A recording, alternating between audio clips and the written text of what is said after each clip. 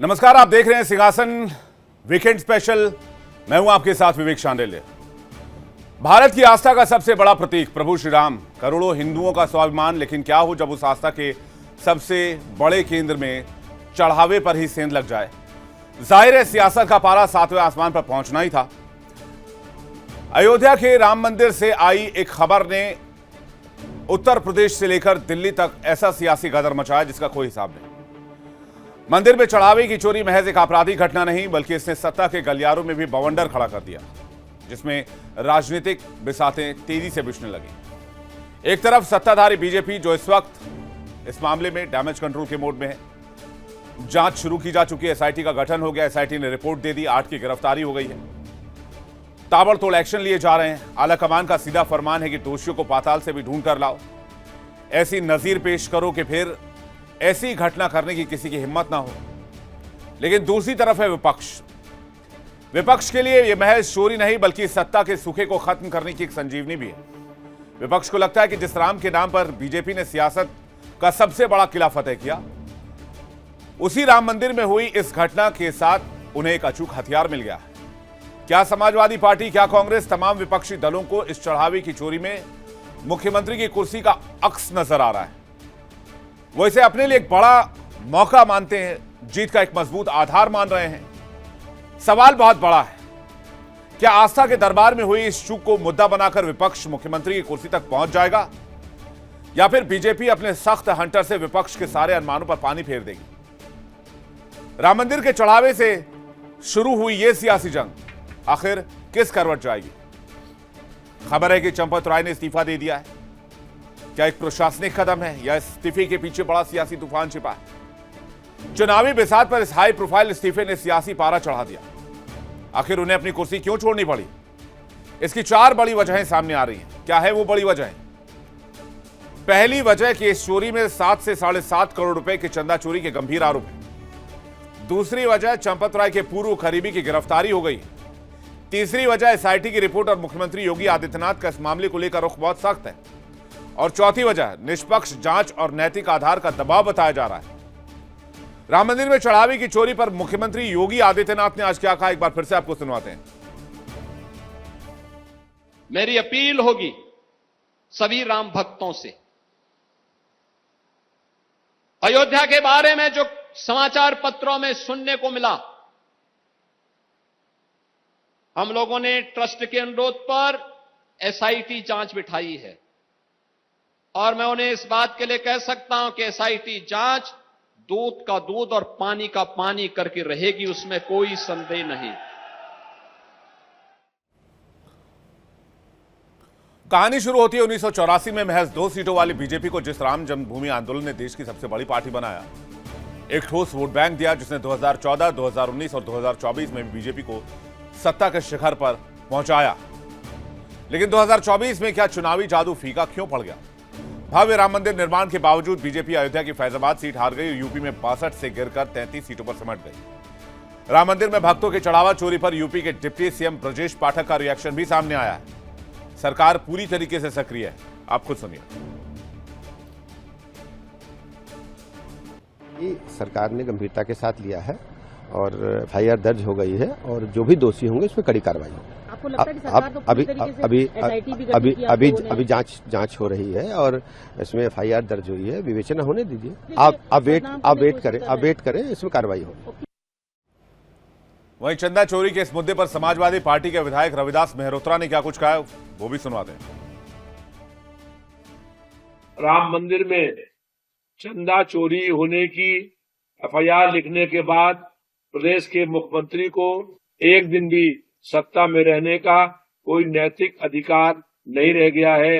हम चाहते हैं कि प्रदेश के मुख्यमंत्री इस्तीफा दें और निष्पक्ष जांच पूरी हो। जो लोग दोषी और जिम्मेदार हैं उनके खिलाफ कड़ी से कड़ी कार्रवाई हो।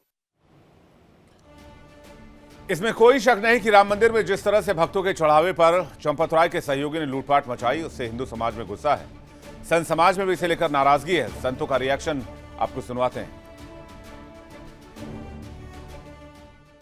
एसआईटी जांच रिपोर्ट जब मुख्य गृह सचिव को सौंपने के बाद श्री राम जन्मभूमि तीर्थ ट्रस्ट के सदस्य कृष्ण मोहन के तहरीर पर FIR दर्ज हो चुका है। इसमें 8 लोगों को बाकायदे नामजद किया गया है और भी इसमें जांच की प्रक्रिया है। विवेचना के दौरान इसमें और भी जो दोषी लोग पाए जाएंगे उसके ऊपर कार्रवाई होगी। सरकार ने त्वरित जो है SIT का गठन कराया और निष्पक्ष जांच करा करके दूध का दूध पानी का पानी कर दिया। इसी मुद्दे पर बातचीत करने के लिए आज मेहमानों का बड़ा पैनल हमारे साथ जुड़ रहा है सिंहासन के इस खास पेशकश में। और साथ ही साथ आपको बता दें कि ये मुद्दा 2027 के चुनाव तक जाएगा, लेकिन इस मुद्दे का फायदा किसको होगा? क्या इस मुद्दे से 2027 का चुनाव जुड़ा है या उससे पहले लोग इस मुद्दे को भूल जाएंगे? बातचीत करने के लिए मेहमानों का बड़ा पैनल हमारे साथ जुड़ा है। डॉक्टर सुनील कौशिक हमारे साथ जुड़े हैं, वरिष्ठ पत्रकार, बहुत स्वागत है आपका। नवीन दुबे हमारे साथ जुड़े हैं, राजनीतिक विश्लेषक हैं, बहुत स्वागत है आपका। संजय मिश्रा हमारे साथ जुड़ रहे हैं, राजनीतिक विश्लेषक, बहुत स्वागत है आपका। रुद्र प्रताप सिंह हमारे साथ जुड़ रहे हैं, राजनीतिक विश्लेषक, आपका भी बहुत स्वागत है। सबसे पहला सवाल सुनील कौशिक जी मेरा आपसे है, ये जो मैटर है जिस पर जांच जारी है, 8 गिरफ्तारी हो गई है, चंपत राय का इस्तीफा हो गया है, 2027 के लिहाज से अगर इस मुद्दे को देखें तो आपका रिएक्शन क्या निकल कर सामने आता है? 2027 के चुनाव तक क्या कार्रवाई होती है, कैसे कार्रवाई होती है, किन लोगों के खिलाफ कार्रवाई होती है, किन लोगों तक आंच पहुंचती है, ये सब ज़्यादा महत्वपूर्ण होगा। और जब कड़ी से कड़ी जुड़कर या तो मुझे लगता है कि बड़े चेहरे निकल के आएंगे तो प्रभावित चुनाव को करेंगे। और ये लगता है कि जो अभी हाल फिलहाल में FIR हुई है, जो नीचे के लोग हैं, ये तो वहीं तक मामला सीमित रहता है, तो निश्चित तौर से मुझे लगता है कि ज़्यादा डैमेज नहीं कर पाएंगे। लेकिन जहाँ तक जो चर्चा उत्तर प्रदेश में है कि मुख्यमंत्री पर बहुत ज़्यादा भरोसा है लोगों का, और मुख्यमंत्री ने जो कहा, मैं तो पहली बार देख रहा हूँ, ट्रस्ट भी जांच करा सकता था, ट्रस्ट भी एक कमेटी बना सकता था, लेकिन ट्रस्ट ने सबसे महत्वपूर्ण कदम उठाया कि सरकार को लिखा कि इसमें मीडिया में जो बातें चल रही हैं क्या इसमें सच्चाई है, और यदि सच्चाई है तो निश्चित तौर से बड़ी जांच होनी चाहिए। तत्काल शाम तक सरकार ने SIT गठित कर दी, और SIT भी हमने बहुत देखी है देश में, सालों सालों तक SIT जांच करती रहती है, लेकिन 12 दिन में यदि SIT ने जांच करके मुख्यमंत्री तक पहुंचा दी तो ये भी एक महत्वपूर्ण कदम है। और इस महत्वपूर्ण कदम के बाद यदि FIR होती है और FIR के बाद देखेंगे अरेस्टिंग भी हो गई, तो ये जो प्रक्रिया चल रही है, मुझे लगता है जनमानस, राम भक्त या जो संवेदनाएं जिनकी टूटी थी या जिनको ठेस पहुंची थी, इतनी बड़ी जो प्रक्रिया इस समय इस 2 हफ्ते में चली है, मुझे लगता है हर राम भक्त इस पर संतुष्ट है। और निश्चित तौर से मान के देखिए कि विपक्ष के पास इसका भी कोई जवाब नहीं है। हाँ, ये जरूर है, आज इस्तीफा भी हो गए, नैतिकता के आधार पर इस्तीफा हो गए, लेकिन ये मैं कह सकता हूं कि कोई इतना भी बड़ा कद क्यों न हो, यदि मुख्यमंत्री जी ने कह दिया है और उस पर जनता भरोसा कर रही है कि कितना भी बड़ा कद हो, जेल की सलाखों के पीछे वो होगा। और ये मुख्यमंत्री की जिम्मेदारी भी बनती है कि उनके राज्य में भव्य श्री राम मंदिर का निर्माण हुआ, या तो वहाँ ऐसी कोई बातें चल रही हैं, चंदा चोरी की बातें या तमाम ऐसी बहुत सारी चीज़ें हैं, जेवरात चोरी की बात भी आ रही है, यदि ऐसा कुछ है तो निश्चित तौर से मुख्यमंत्री के लिए भी सवाल खड़े करता है। जी नवीन जी। विवेक जी देखिए, एक लाइन तत्काल बना ली है कि योगी जी के राज में बड़ा अजब है खेल, बड़े चोर सब सेफ हैं, छोटों को हुई जेल। स्थिति ये है कि जो बड़े चोर हैं वो सब सेफ हो गए हैं। आप एक चीज देखिए, 18 दिन हुए हैं इस घटना का खुलासा हुए, उसके बाद अब आप इस्तीफे दे रहे हैं चंपत राय और अनिल मिश्रा। भाई पहले दे देते। SIT गठित होती है, SIT किसके आदेश पर गठित हुई, किसके लोगों की गठित हुई? इसमें कोई पूर्व न्यायाधीश नहीं है, कोई और नहीं है, सरकार के ही तो कर्मी हैं, वही कर्मचारी हैं, वही IPS हैं। उन्होंने रिपोर्ट किसको दी? जो पदेन अधिकारी हैं, संजय प्रसाद जी, गृह सचिव, उनको रिपोर्ट दे दी गई। रिपोर्ट आज तक सार्वजनिक नहीं हुई है। अब आपने क्या किया कि 8 लोगों के खिलाफ नामजद FIR करा दी, एक अन्य दिखा दिया, बाकी कोई क्लीन चिट दे दी। मेरा एक और सवाल है, जो 1-1 किलो की 200 ईंटें आई चांदी की, वो कब बरामद होंगी? बड़ा प्रश्न है। काग भुसुंडी आए थे चांदी के, एक महिला ने डोनेट किए थे, आपके चंपत राय के साथ उनके फोटोग्राफ हैं, तो वो कहां चली गई? ये सारे बड़े विषय हैं। दूसरी चीज आती है राजनीति। आपको नहीं लगता विपक्ष जांच में थोड़ा बेसब्री दिखा रहा है या फिर अधीर हो रहा है? भाई जांच को पूरा होने का वक्त दिया जाना चाहिए। नहीं, अभी हो सकता है चंपत राय ने इस्तीफा दिया, कल को हो सकता है उन पर कार्रवाई हो जाए। नहीं विवेक जी देखिए, ऐसा है, ये विषय विपक्ष का और पक्ष का है ही नहीं। ये लाखों करोड़ों श्री राम के भक्तों, उनकी आस्था से जुड़ा हुआ विषय है और राजनीति का विषय तो ये बिल्कुल भी नहीं है। राजनीति का विषय भाजपा के लिए ये है, क्योंकि आपने भी जिक्र किया अपने पहले वक्तव्य में कि 1984 के बाद राम भक्ति जागी भाजपा की। उससे पहले न भाजपा, न आरएसएस, न विश्व हिंदू परिषद, न जनसंघ, कोई नहीं जानता था कि राम जन्मभूमि आंदोलन भी कभी कुछ करना है। कोई चर्चा, कहीं कोई जिक्र नहीं था। ये तो राजीव गांधी ने जब वहां पर ताला वाला खुलवाया और उसके बाद ये मामला चर्चा में आया। दूसरी चीज आती है, राम के नाम पर सत्ता में कौन आया? विपक्ष तो नहीं आया है, भाजपा आई है। तो निश्चित तौर पर अगर नुकसान किसी का होगा तो भारतीय जनता पार्टी का होगा। लेकिन जिस तरीके के से इस मामले के ऊपर पर्दादारी की जा रही है वो जनता देख रही है, राम भक्त भी देख रहे हैं।